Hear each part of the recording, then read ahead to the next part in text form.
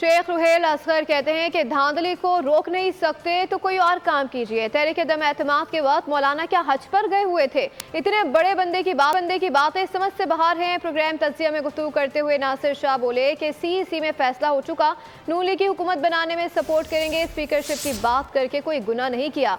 PTI के साथ कोई भी बाज़ाब्ता राब्ता नहीं है। धरना सियासत मसाइल का हल नहीं।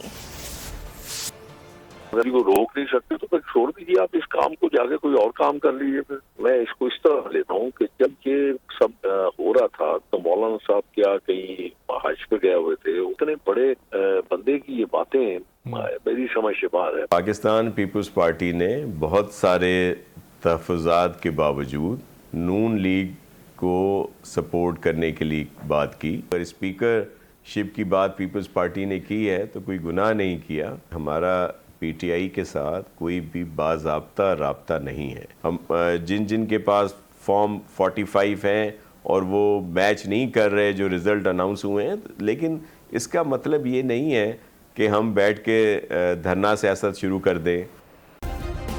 सब्सक्राइब करें और बेल दबाएं ताकि कोई खबर रह न जाए।